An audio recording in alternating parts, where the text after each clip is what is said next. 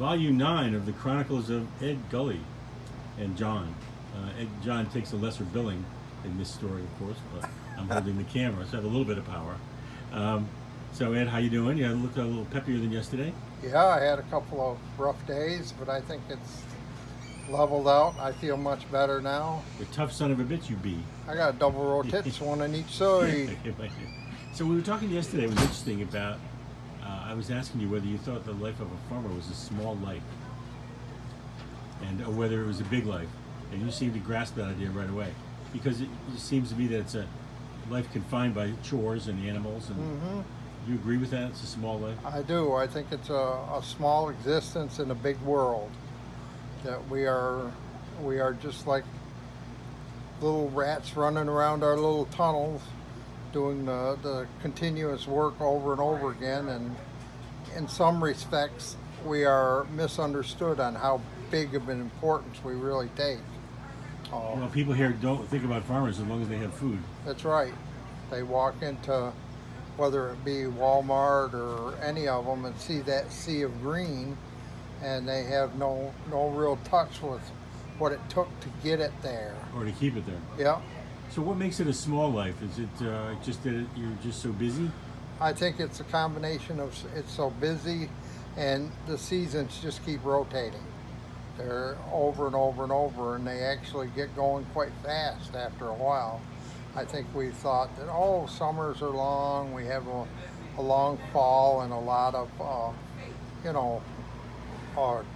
trees to watch and pretty leaves, but the seasons are actually quite fast, and they have so many certain little things that have to happen in between when you really see that green. And so you have so much to do all day. Yeah. You can't really pay attention to the wider world, or even protect yourselves as farmers. That's right. The farmers don't seem to be able to deal with politics like other people. They're constantly losing what little control they have. So you talked the other day about life in a tractor, of being in a hot tractor. You never knew heat like that. I always drive by a farmer in a tractor, and I think, well, how peaceful. He's in that tractor, and it's cool and air conditioned, and he's riding around all day. It must be kind of peaceful. Yeah. It's not really, is it? No. Now that they do have a lot of good tractors now with air conditioning and that, but it's a myth to think you're just sitting there relaxing. The ground is ungodly rough here. It's like, put yourself in one of those tilt-a-whirls at the fair where it's constantly throwing you back and forth. And also hot. Every time it goes, and the heat. Engines under your feet. Yeah, it's not the glory life. I think we just look at it and say, oh, he's a farmer. He's got a big tractor. He's important. And just to go with that, I asked one of the members of the fair board this year if they might consider up on the ends of the barns putting the prices of some of this equipment that farmers drive up on the end of the buildings where all the cows are. And they thought that was kind of an interesting idea, how much money these guys have got invested in this equipment that they run all day long. Oh, the debt they have to get into. That they get into. They can't get out of. Yeah. So when you talk about having a small life, you seem to me like a person who also has a big life, in that you're aware of the wider world. You're trying to sell. You made art. You sold a lot of art. You're drawing. You're sketching, morning, noon, and night. We got like a whole row of glass things over here that you made this morning, which are very cool. So, did you want a bigger life? I don't think so. I just don't think I realized how much I had. I think that I was kind of honed in because of the way we see agriculture as a whole. We haven't looked at it. It's bigger than what we think it is. It's a lot of things: nature, it's machinery, it's economics, it's animals, and crops, and the soil, and everything else. So is that a regret? So you don't have any regrets about it? I don't have any regrets. I wish I could find a way to pass it on to the next guys to be more marketable. Show people how much more there is to what we're doing. So there's a big story this week, I guess it's NBC News or New York Times, about advice to dairy farmers is sell, get out. You're not going to make a living. Is that how you feel about it? If they continue to do it the way it is, that's the safest way out. Yes, Right. because I don't. If they could have a niche market, but the problem with your niche markets is that they're only going to be X number of them, and nobody's got the kind of money to just throw around to go around and just jump from place to place, and find that perfect setting where this niche market will work. So I think I don't see a great future for dairy per se as the way we're doing it. So your probably generation is probably one of the last to see dairy farming as a real family option, isn't it? I think so. I really do. So how does it feel to be in this way of life that is vanishing? It's hard. It gets you upset. I think there are ways to do it, but I just don't think we have The leadership or the leadership or anybody that thinks outside the box anymore.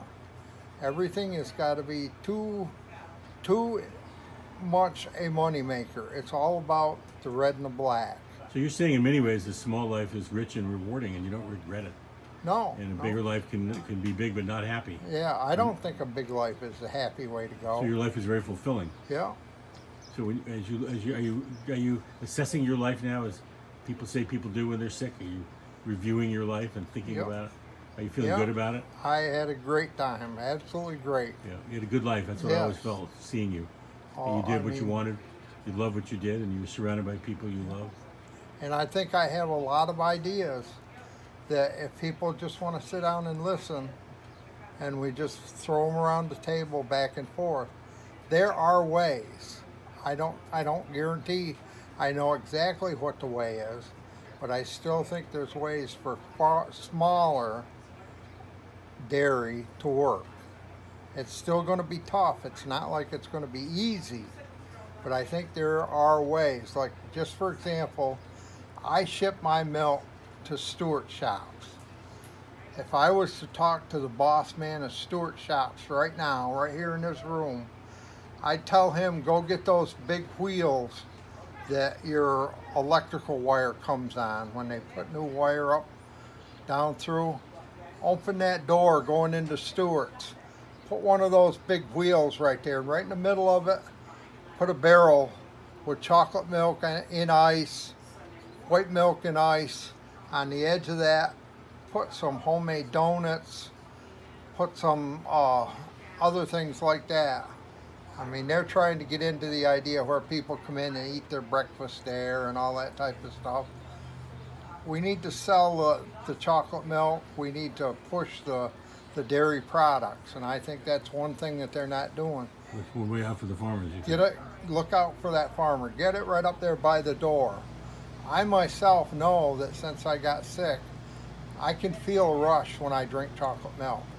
It does help you. It's a good refresher. Good energy boost. Yeah, and I can see them putting that right by the door.